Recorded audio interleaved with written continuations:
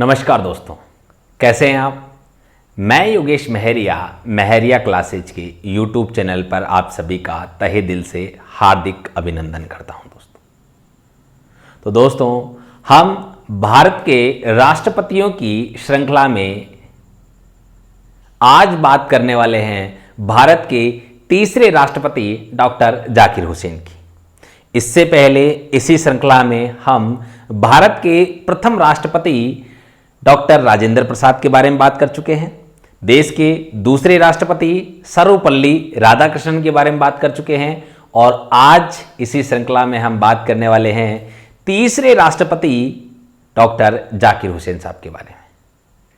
देखिए दोस्तों, डॉक्टर जाकिर हुसैन साहब का जीवन वृत्तांत काफ़ी लंबा है, लेकिन हमें यहाँ एग्ज़ाम पॉइंट ऑफ व्यू की दृष्टि से हमें पूरा जो टॉपिक्स है उसको लेकर चलना है।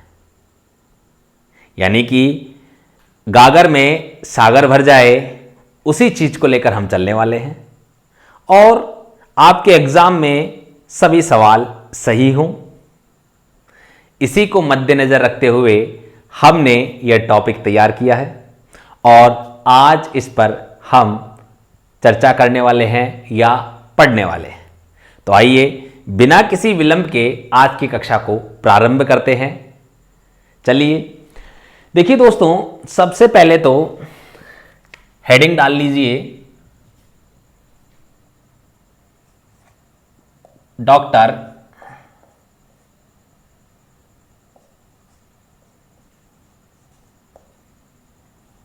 जाकिर हुसैन।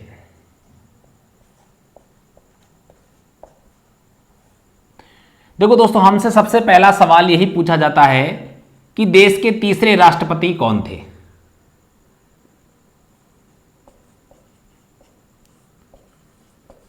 तो देश के तीसरे राष्ट्रपति हैं डॉक्टर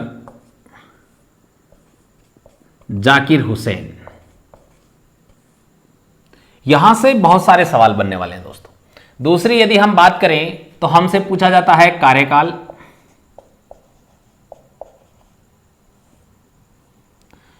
तो डॉक्टर जाकिर हुसैन साहब का जो कार्यकाल है दोस्तों वो 13 मई 1967 से लेकर मैं बात करूं 3 मई 1969 यानी कि 13 मई 1967 से लेकर 3 मई 1969 तक डॉक्टर जाकिर हुसैन साहब भारत के राष्ट्रपति के पद पर विराजमान रहे। अब हमसे यहीं से अगला सवाल पूछा जाता है कि डॉक्टर जाकिर हुसैन साहब का संबंध कहां से है। तो देखिए दोस्तों, इनका संबंध हैदराबाद से है। कहां से है? हैदराबाद। और आपको पता है हैदराबाद वर्तमान में कहां है? तेलंगाना में। यानी कि इससे पहले हम बात करें तो हैदराबाद आपका आंध्र प्रदेश के अंतर्गत आता था, लेकिन 2 जून 2014 से जब से तेलंगाना राज्य का गठन हुआ है तब से लेकर हैदराबाद तेलंगाना राज्य के अंतर्गत आता है दोस्तों। तेलंगाना राज्य का जो गठन कृष्णा कमेटी की सिफारिशों पर हुआ था, काफ़ी विस्तृत इसके बारे में हम पहले पढ़ चुके हैं, लेकिन आपको मैं यहां पर बता दूं कि वर्तमान में हैदराबाद तेलंगाना के अंतर्गत आता है, या हम ये भी कह सकते हैं कि तेलंगाना की राजधानी क्या है? हैदराबाद है दोस्तों। आगे हमसे यहां पूछा जाता है कि डॉक्टर जाकिर हुसैन साहब की जो उपाधि है इसके बारे में भी कई बार सवाल आता है। तो मैं यहां बता दूं, डॉक्टर जाकिर हुसैन साहब ने जो है अर्थशास्त्र के विषय में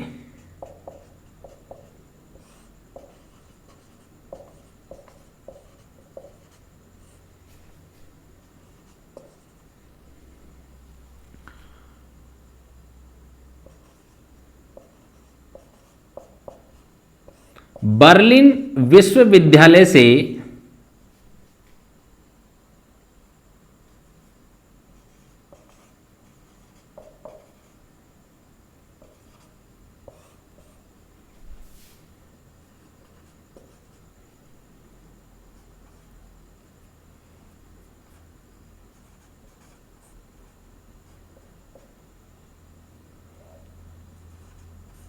पीएचडी की। देखो दोस्तों, कई बार एग्जाम में पूछा गया है कि डॉक्टर जाकिर हुसैन साहब ने किस विषय में उपाधि ग्रहण की, अर्थशास्त्र के विषय में। कहां से की? बर्लिन विश्वविद्यालय से। तो मैं उम्मीद करता हूं यहां पे आपका ये क्लियर हो गया होगा। अब आपसे अगर पूछ लिया जाए कि बर्लिन कहां है, तो देखो दोस्तों, बर्लिन जर्मनी में है। ठीक है। अब देखो दोस्तों, यहां से अब इनके बारे में कुछ विशेष पॉइंट्स बनते हैं जहां पर हम बात करें, आपसे सवाल पूछे जाना स्वाभाविक है। तो यहां पर मैं बात करता हूं, सबसे पहले हम बात करेंगे 1963 में भारत रत्न की प्राप्ति हुई।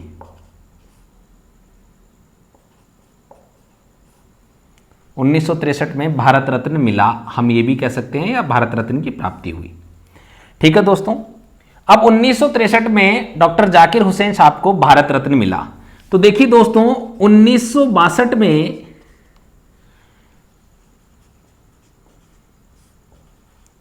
भारत के दूसरे उपराष्ट्रपति निर्वाचित हुए।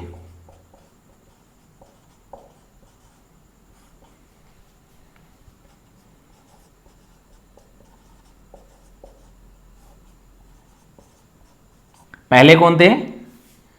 पहले थे डॉक्टर राधाकृष्णन, या हम कहें सर्वपल्ली राधाकृष्णन भारत के प्रथम निर्वाचित उपराष्ट्रपति थे। और यदि हम बात करें भारत के दूसरे निर्वाचित उपराष्ट्रपति कौन हुए? डॉक्टर जाकिर हुसैन साहब। तो इसका अर्थ यह हो गया कि 1963 में भारत के उपराष्ट्रपति पद पर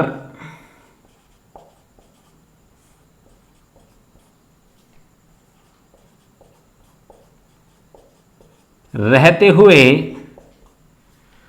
भारत रत्न प्राप्त करने वाले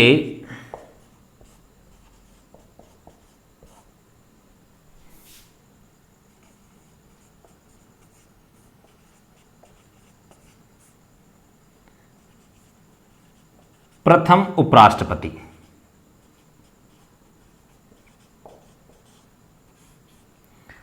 ठीक है दोस्तों, देखो आपको यहां से क्लियर हो गया होगा कि 1963 में इनको भारत रत्न मिला, यानी कि, और उपराष्ट्रपति कब बने? 1962 में। अर्थात 1963 में ये किस पद पर विराजमान थे?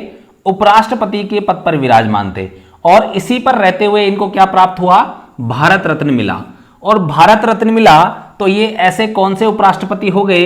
पहले उपराष्ट्रपति हो गए, क्योंकि इससे पहले सर्वपल्ली राधाकृष्णन भारत के उपराष्ट्रपति थे और उन्हें भारत रत्न 1954 में ही मिल चुका था दोस्तों। ठीक है। अब यहां से दूसरा सवाल, उपराष्ट्रपति निर्वाचित होने वाले देश के प्रथम व्यक्ति, उपराष्ट्रपति निर्वाचित होने वाले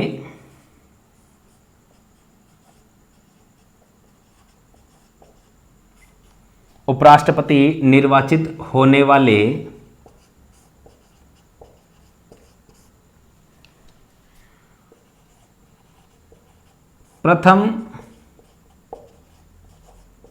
मुस्लिम व्यक्ति, या आप ये भी कह सकते हैं कि प्रथम मुस्लिम उपराष्ट्रपति कौन थे? डॉक्टर जाकिर हुसैन साहब। क्लियर हो गया दोस्तों, क्योंकि यहां से भी बहुत सी बार क्वेश्चन बनता है कि प्रथम मुस्लिम उपराष्ट्रपति कौन थे? डॉक्टर जाकिर हुसैन साहब थे।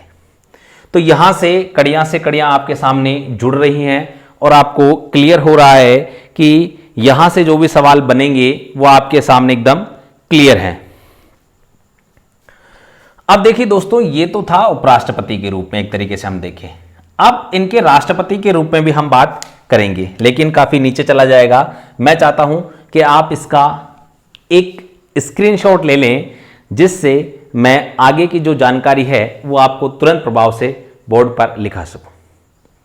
तो मेरे प्यारे दोस्तों, जल्दी कीजिए, स्क्रीनशॉट ले लीजिए।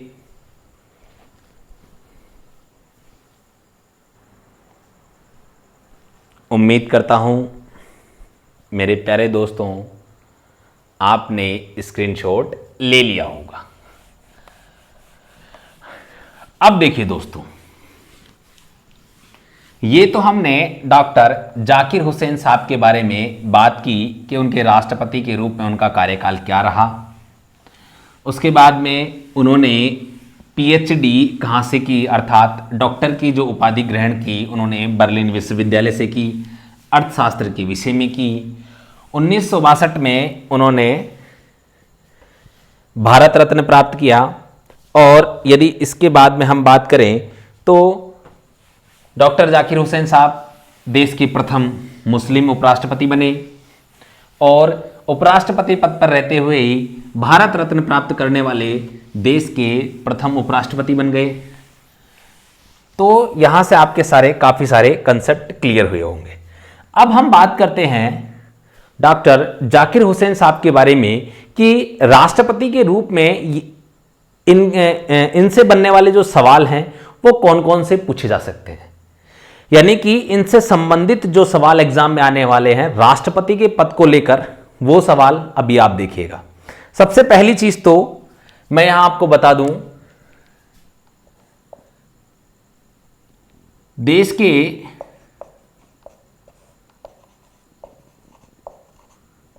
प्रथम मुस्लिम राष्ट्रपति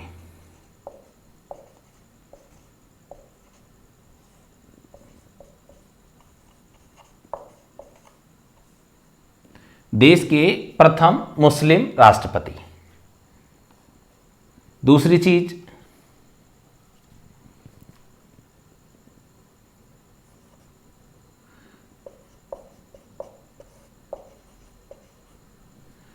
देश के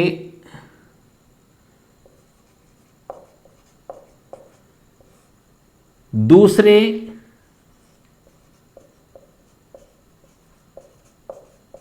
उपराष्ट्रपति जो राष्ट्रपति बने।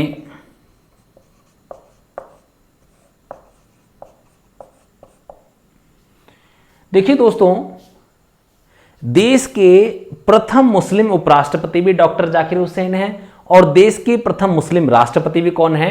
डॉक्टर जाकिर हुसैन है। ये तो आपको याद रखना है, क्लियर रखना है, ठीक है। दूसरी चीज, देश के दूसरे उपराष्ट्रपति जो राष्ट्रपति बने, यानी कि पहले कौन है? पहले हैं सर्वपल्ली राधाकृष्णन, जो हमने पिछली कक्षा में क्लियर किया है। तो देखिए दोस्तों, अगला जो हमारा पॉइंट है उसके बारे में हम बात करने वाले हैं।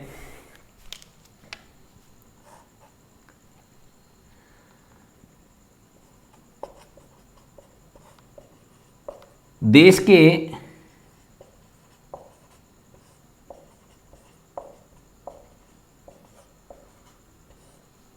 प्रथम मुस्लिम राष्ट्रपति जिन्होंने भारत रत्न प्राप्त किया।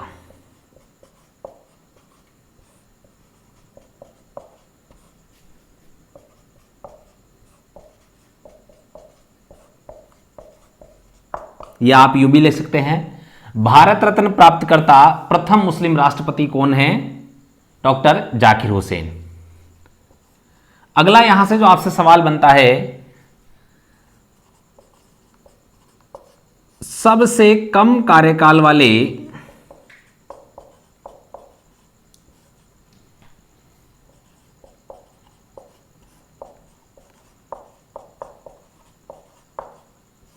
निर्वाचित राष्ट्रपति।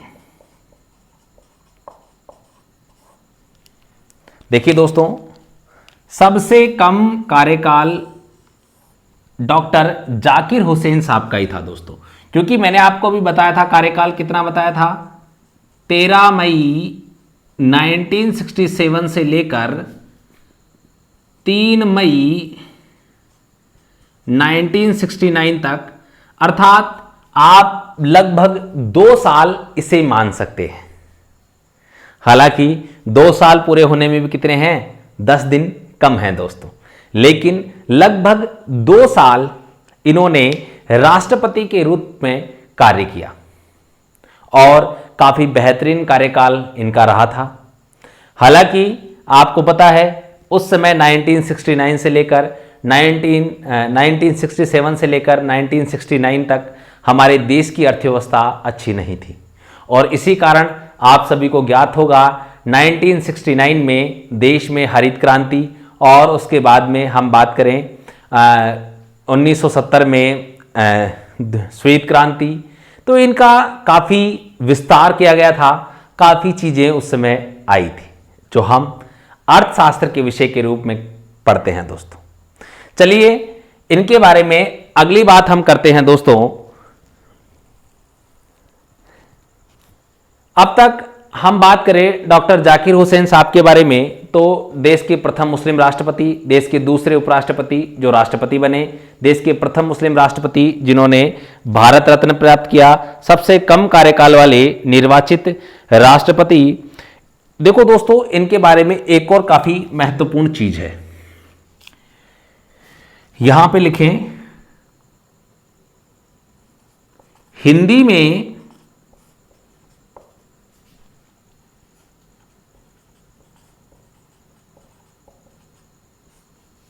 अभिभाषण देने वाले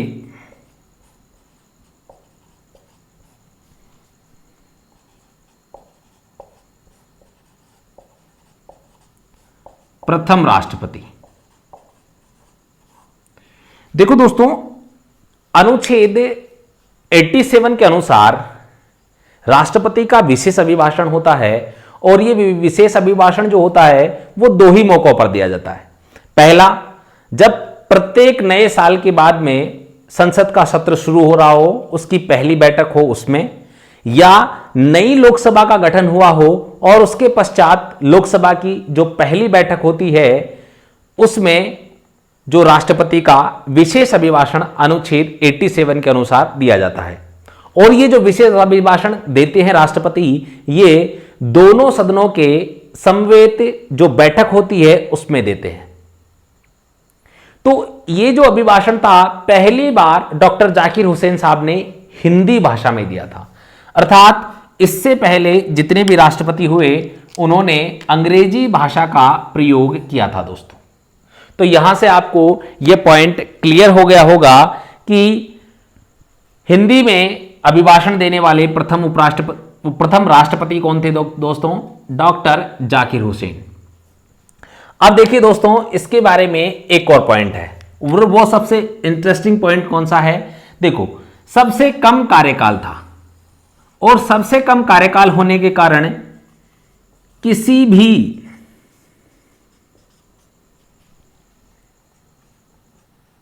प्रधानमंत्री को नियुक्त या शपथ नहीं दिलाने वाले राष्ट्रपति, नहीं दिलाने वाले एकमात्र राष्ट्रपति, आप ऐसा लिख सकते हैं।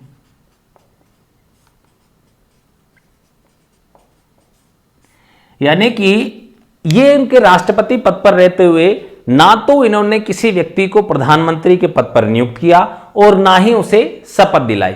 देखो दोस्तों बेसिक सी बात है, प्रधानमंत्री को पहले नियुक्त किया जाएगा तभी राष्ट्रपति उसे शपथ दिलाएंगे। तो ऐसा मौका डॉक्टर जाकिर हुसैन साहब को मिला ही नहीं, या हम कह सकते हैं ऐसा अवसर की प्राप्ति उन्हें नहीं हुई। तो आपके सामने मैंने जितने भी पॉइंट एग्जाम की दृष्टि से बनते थे उन सभी को क्लियर करने का प्रयास किया है। तो देखिए दोस्तों एक बार आप इन्हें पुनः देख लीजिए सारे।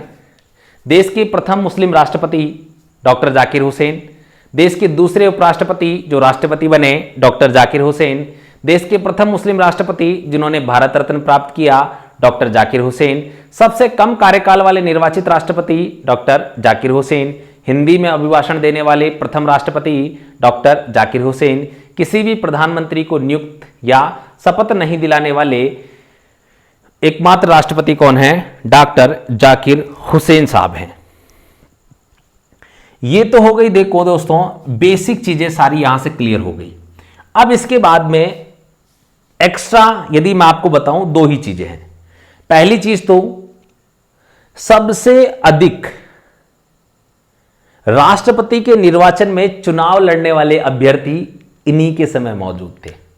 एक तो इंटरेस्टिंग फैक्ट ये है, जो आप याद रखना चाहें तो रख सकते हैं, यानी कि जब डॉक्टर जाकिर हुसैन साहब ने जिस समय राष्ट्रपति का चुनाव लड़ा था, उस समय टोटल 17 फॉर्म राष्ट्रपति के निर्वाचन के लिए आए थे, अर्थात 17 लोगों ने राष्ट्रपति का चुनाव लड़ा था दोस्तों। ठीक है, यह काफी इंपॉर्टेंट पॉइंट था। दूसरी चीज, डॉक्टर जाकिर हुसैन साहब इससे पहले बिहार के राज्यपाल भी रह चुके थे। ठीक है, और मैं आपको कह दूं, अलीगढ़ मुस्लिम यूनिवर्सिटी जो थी उसके कुलपति के रूप में भी इन्होंने कार्य किया था। तो ये 3 पॉइंट हैं, आप इन्हें लिख लीजिएगा, और नहीं तो मैं आपको लिखवा देता हूं, शॉर्ट में लिखवा रहा हूं, आप इसे नोट कर लीजिएगा। बिहार के पूर्व राज्यपाल,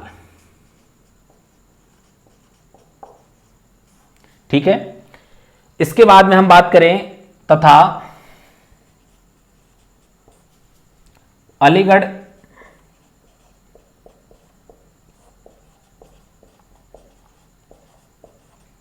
मुस्लिम विश्वविद्यालय के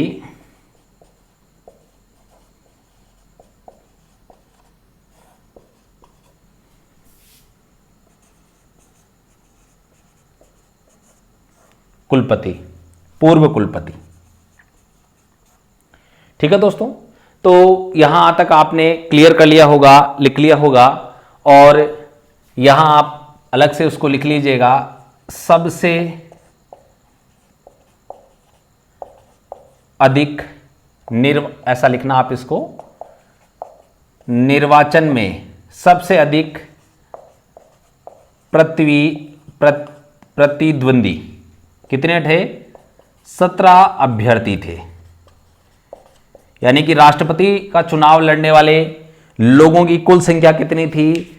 17। आप मान सकते हैं 17 लोग राष्ट्रपति का चुनाव। देखो दोस्तों, इसीलिए वर्तमान में भारत के राष्ट्रपति का निर्वाचन लड़ने के रूप में प्रावधान कुछ कठोर बनाए गए। अभी वर्तमान में 50 प्रस्तावक, 50 अनुमोदकों की आवश्यकता होती है। साथ ही में 15,000 रुपए जमानत राशि भी जमा करवाई जाती है। 15,000 रुपए जमानत राशि जमा कराना कोई बड़ी बात नहीं है, क्योंकि वर्तमान में 15,000 रुपए तो कोई भी उधार लेकर भी जमा करा सकता है आरबीआई के अंदर, और राष्ट्रपति का चुनाव लड़ सकता है। लेकिन 50 प्रस्तावक और 50 अनुमोदक जब तक नहीं होंगे, तब तक उनका फोरम, उनका जो निर्वाचन लड़ने का जो प्रपत्र होता है, वो निर्वाचन अधिकारी के द्वारा स्वीकार नहीं किया जाता। इसीलिए वर्तमान में आप देखते हैं, एक या जैसे मान लीजिए 2 या 3 कैंडिडेट मैक्सिमम खड़े होते हैं। इसके अतिरिक्त राष्ट्रपति के निर्वाचन में अधिक कैंडिडेट खड़े नहीं होते हैं, क्योंकि 50 सांसदों का समर्थन जुटाना कोई छोटा मोटा काम नहीं है। हालांकि ये सारी बातें हम राष्ट्रपति के दौरान पढ़ चुके हैं, और जो विद्यार्थी नए हैं वे हमारे पुराने जो कक्षाएं हैं उनके वीडियोस देख सकते हैं, जो अपलोड किए गए हैं आपके राष्ट्रपति के संदर्भ में। तो चलिए दोस्तों, आज की कक्षा का हम समापन करते हैं। जो मेरे दोस्त नए हैं उनसे निवेदन है, हमारे चैनल को सब्सक्राइब करें, साथ ही में हमारे वीडियोस को लाइक करें, कमेंट करें और उन्हें शेयर जरूर करें दोस्तों। जय हिंद, जय भारत। कल पुनः हम उपस्थित होंगे एक नए राष्ट्रपति के साथ। ठीक है दोस्तों।